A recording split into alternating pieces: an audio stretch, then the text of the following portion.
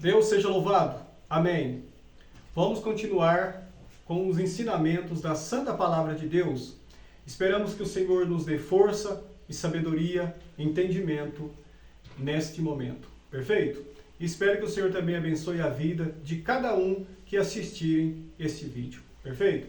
Irmandade, no vídeo anterior nós falamos sobre andar pela lei ou pela graça. Sabemos que temos que andar pela graça a fim de alcançarmos as promessas de Deus. Perfeito? Aqui na epístola do apóstolo Paulo aos Romanos, no capítulo 7, do verso 6, vamos ler aqui só para nós entendermos essa parte. Mas agora estamos livres da lei, pois morremos para aquilo em que estávamos retidos, para que sirvamos em novidade de espírito e não na velhice da letra. Perfeito, irmandade? Então, nós temos que andar em novidade de espírito a fim de agradarmos o Senhor nosso Deus. Porque nós só conseguimos andar de acordo com a sua palavra, guiado pelo próprio Deus, pelo seu Espírito Santo. Perfeito? Então, irmandade, e a lei foi excluída? Foi totalmente excluída do Novo Testamento? Porque no Antigo Testamento nós sabemos que tem várias leis. E no Novo Testamento, que a graça tem alguma lei, ou não tem? Vamos entender um pouquinho? Vamos ler aqui algumas partes, nós vamos explicar um pouco. Perfeito? Na epístola do apóstolo Paulo aos Hebreus, no capítulo 7, do verso 18 e 19. Vamos ler, com a ajuda e a força de Deus. Verso 18 e 19. Porque o precedente mandamento é abrogado por causa da sua fraqueza e inutilidade, pois a lei nenhuma coisa aperfeiçoou, e desta sorte é introduzida uma melhor esperança pela qual chegamos a Deus.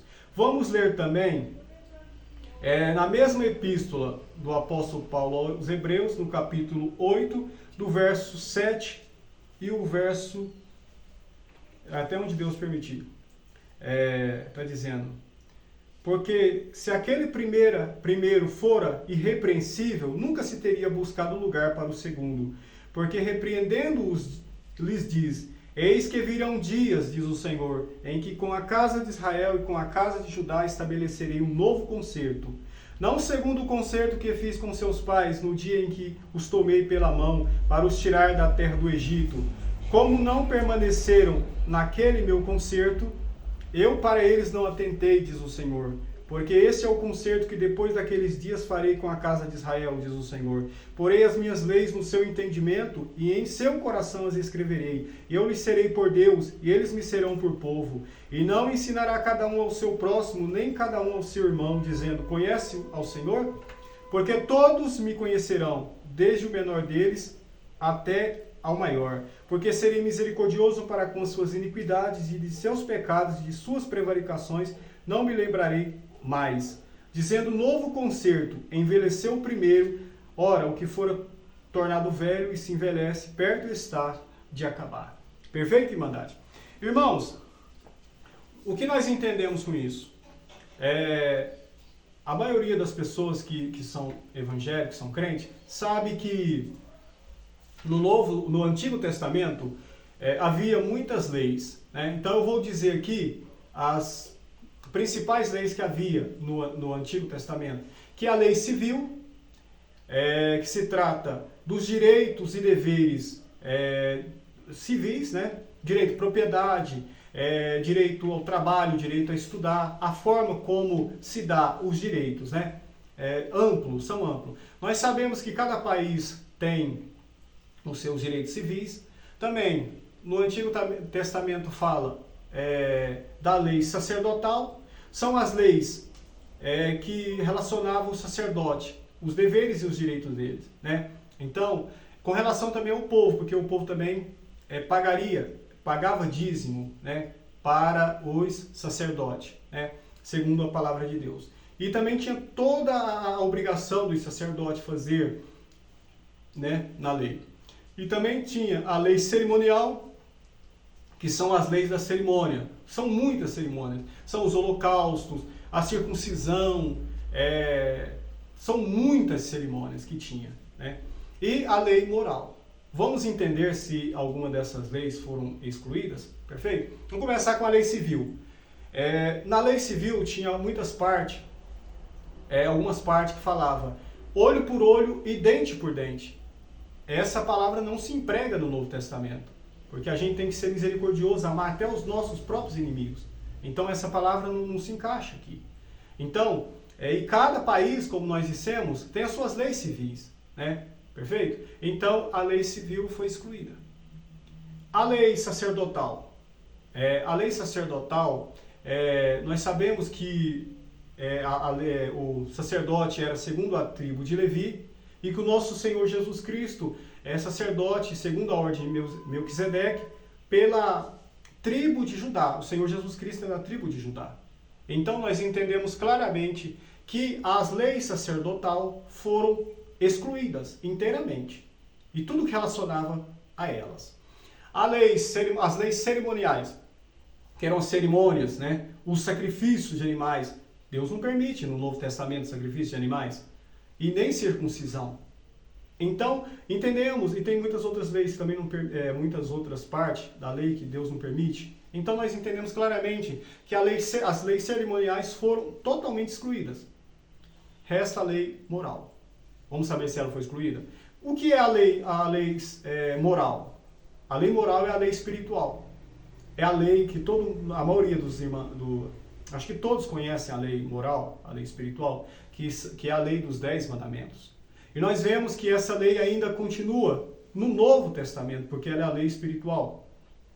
É a forma de conduta que o Senhor quer que cada servo dele, que cada crente, né, anda de acordo com a sua vontade. O Senhor Jesus Cristo resumiu os 10 mandamentos em 2. Resumiu, mas todos os outros, está tudo encaixado nesse resumo, que é amarás a Deus sobre todas as coisas e o teu próximo como a ti mesmo. Perfeito? Então nós entendemos que a lei moral, ela ainda continua vigorando no Novo Testamento. E nós não estamos sem lei, né? Também tem a doutrina do Senhor Jesus Cristo, como Ele quer que nós andemos perfeitamente, né? O batismo, a Santa Ceia, né? E a lei moral que está no Novo Testamento. Então, irmandade, quando a gente foi batizado, desceu nas águas do Santo Batismo, o nosso velho homem foi crucificado, né? Como a palavra de Deus diz. E o que a palavra de Deus diz é o que é verdadeiro. E nós levantamos uma nova criatura, né? Cheios da presença e da graça de Deus. Estamos na graça de Deus. Então Ele nos deu a condição de andarmos conforme a sua vontade, né? E nós só conseguimos andar de acordo com a vontade de Deus, nas suas leis, no seu caminho, pelo poder de Deus. É Ele que nos garante. Se nós dissermos, não, nós vamos andar na lei certinha do Senhor, como eu já disse, nós não conseguimos. Então, é Deus que nos capacitou. Então, agora nós andamos em novidade de vida, porque a palavra de Deus diz que a lei não foi feita para o justo, porque o justo já é justo, ele não comete pecado, né? Pecado de morte, ele é justo. Mas a lei de Deus foi feita para os justos, para os injustos e obstinados. Eu vou ler uma parte aqui para vocês, para mostrar essa parte, daqui a pouco eu volto na explicação. Primeira epístola do apóstolo Paulo aos Timóteo, no capítulo 1, do verso 9. Eu vou mostrar claramente isso que eu estou dizendo.